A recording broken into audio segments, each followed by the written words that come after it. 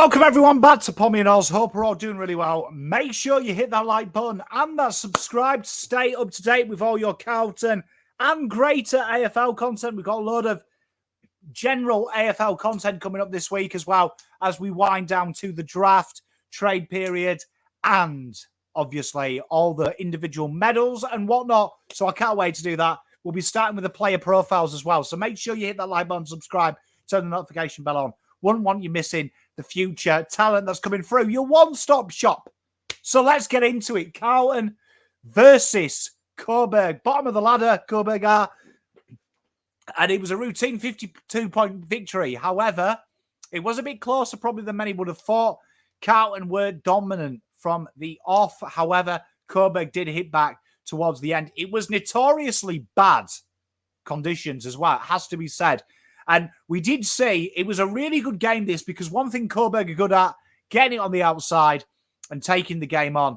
And this is what you saw from them. They put on 8 goals in that fourth quarter, and their ability to get from end to end is really understated. And I said it would be a good challenge, and people came at me a little bit. But I think this is where our weak area is in the seniors and in the VFL.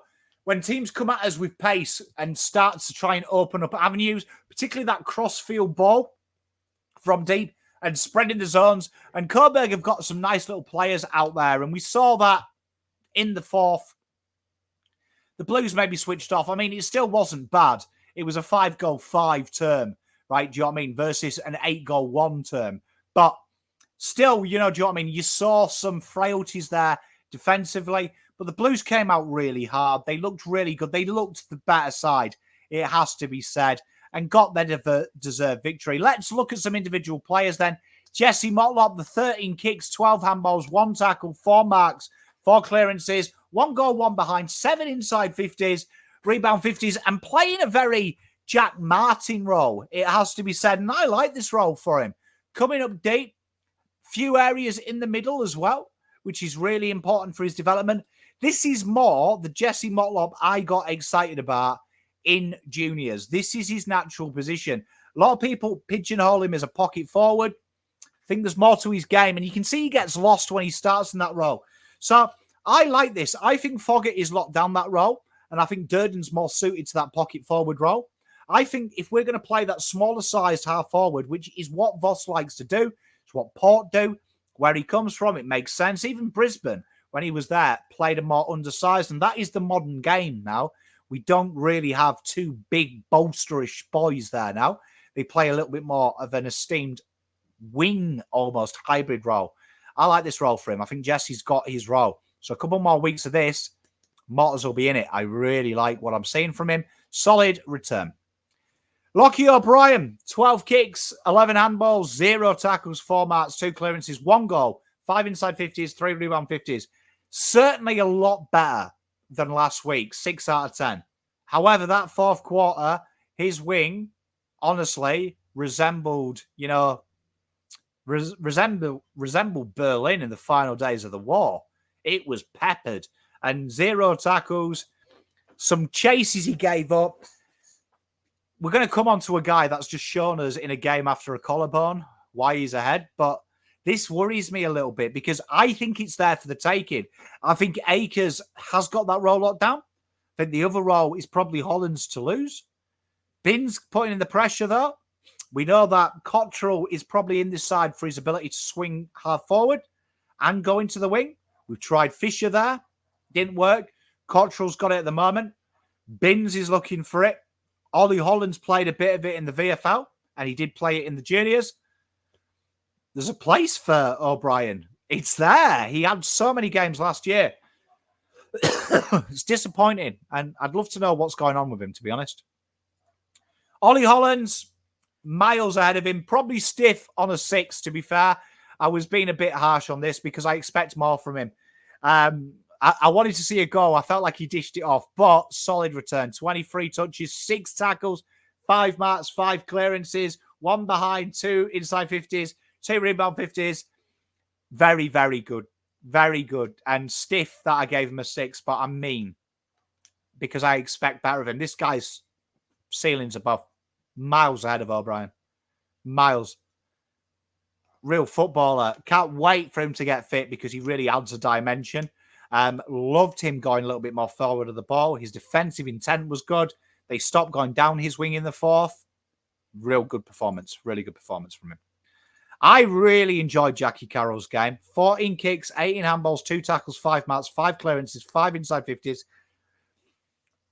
Dow not being there turns me on because this guy is controlling it and he looks good doing it. And this is aiding his development. As much as I love Paddy Dow, and I'm a big fan. I've stuck up for him a lot. Makes more sense long term. This guy gets the job and the exposure. Makes far more sense because this guy will be on the list in 2024. We know Dow isn't, right? And I think we've all resigned it. Even the more pig-headed of us have resigned it. Really enjoyed it. Composure, showed a lot of what I liked in the juniors. His spatial awareness is good. He brings players in. He takes contact, which is a big thing versus him and Dow, right? He takes contact and then offloads it with a handball. Dow's more of a kick-first type player in them situations. That is what will have him probably ahead of Dow, if we're honest. If you want a football reason, there it is. You can disagree with me all you want. Proof is he doesn't get selected. Lockie Plowman liked his work at times, really did. Still, them defensive deficiencies exist. But I love him in the VFL because this is a standard player. This is where you need to be. Gotta forget it's a reversed image, right? This is where you need to be to play AFL. If you can get above that, moving forward, that is good. 13 kicks, 7 handballs, no tackles, 8 marks, 1 clearance, 5 rebound 50s. He was solid. He did what he had to do. He orchestrated it. Few loose moments in that back half of the ground, it has to be said, watching that game. But that's probably me being tough on him, right? And tough love's good, right? Let's be honest. But I thought Waitman and Clark at times got away from him when he was on them and made him look average. This might surprise you. I might have overrated this game, but it's my show and I can do what I want.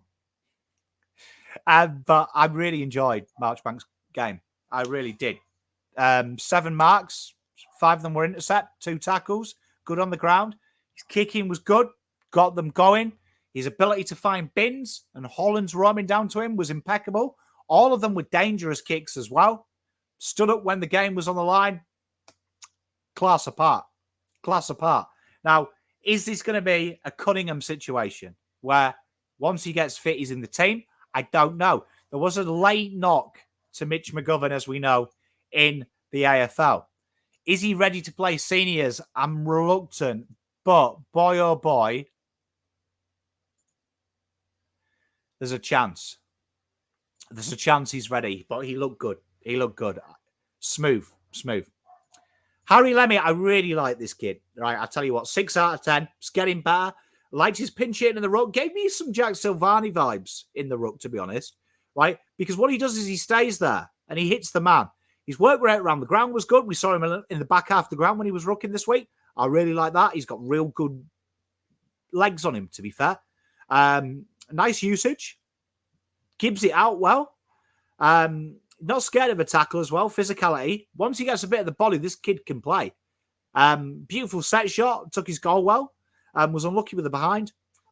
Really, there's something there with Lemmy. I actually think the second ruck is going to be a ruck forward. And I think that TDK may be preferred in the next coming weeks. And that may give it. Harry Lemmy may be looking at that. I can do what Josh Bruce did. I can do what a lot of players do where they take 12, 15 centre clearances. Might be an avenue in. So, might be an avenue in for him. Jackson Binns. Kid's different. Definitely you can see when he got a bit physical down that wing, right? You can see why Carlton are holding out on him. Maybe his size. There's a lot of rumours flirting around Jackson Binns. I can tell you they're all bollocks, right? But it's definitely trying to get that size. You can see it, right? Because he is really undersized, right? I don't think it's an issue because he played Ollie Hollands. Now, the difference between Ollie Hollands and him, Ollie Hollands has a huge aversion. Binns can't help but get involved. He's got a bit of Jed Lamb in him, which I like. 26 kicks, 9 handballs, 2 tackles, 8 marks. defensive work rate from Hollands and Binns puts into picture why O'Brien's not there and why I don't think he'll be there next year. Works so hard as that transitional threat. Works so hard. Kicks are all dangerous as well. He puts it in the hot zone. He loves having Ronk players like that in Carl in front of him. One goal taken really well. Doesn't mind blazing away outside 50, which turns me on. 6 inside 50s, rebound 50s. His defensive game has improved exponentially. So good. 9 out of 10. Joy to watch. Joshy Honey. I love talking about Josh. 9 kicks, 7 handballs, 7 tackles, 4 marks, 3 clearances, 2 goals, 1 behind, 5 inside 50s, 1 rebound 50s, 7 rating. Again, playing that Cunners/Martin role. Did it pretty well this week, to be fair. It's a tough one because you can see the difference in class levels between Motlop and him when they're playing that role. Solid role. Is it enough to stay on the books? Probably not. No, because it's 1 game in 5. But, positive Pom, put your hat on. Good start. Probably 4 years into your career, though. Probably not a good time to say that, but impressive nonetheless. It was good. When I say impressive, it was good. Sam Durden, 8 out of 10, rock down back. Played that Jacob Wheaton role, used his kicks well, didn't take his time. 3 rebound 50s, 1 inside 50. Won all of his matchups pretty much apart from 2. Real solid from Nige. I love a little bit of Sam Durden. Hudson O'Keefe, this kid, been hot on him for a while all year, saying that I'm just waiting for him to break out. He had his breakout game last week, backed it up again. 4 marks, 5 tackles, 7 clearances. He gets his own ball. One of the few ruckmen in our team as well, right? Just so you know, who knows the rules have changed and he can take a possession straight from the bounce and from stoppages. Does it quite a bit. Good energy around the ground, really working hard. Good hit outs, took his goal well. I like his forward craft. I like how he slots behind the ball. 7 out of 10. Love it, Hudson. Good work, mate. And Dommy A, more of the same. Needs to take the game on. Have an injection. Take it on, pal. Feel like he's going through the motions, which is harsh because I love Dom, and I know that's not who he is. It's definitely, obviously, instructional. Maybe it's gone too instructional now when he's losing that natural urge to do what he does. But more of this, I need to see something from Dom. I really do, because I feel like we're at the stage now we're passing it off. But all in all, really good performance. Keep the finals hopes alive, looking in control of things. That's the Rezzes. Who stood out for you? Look after yourself. Pom out.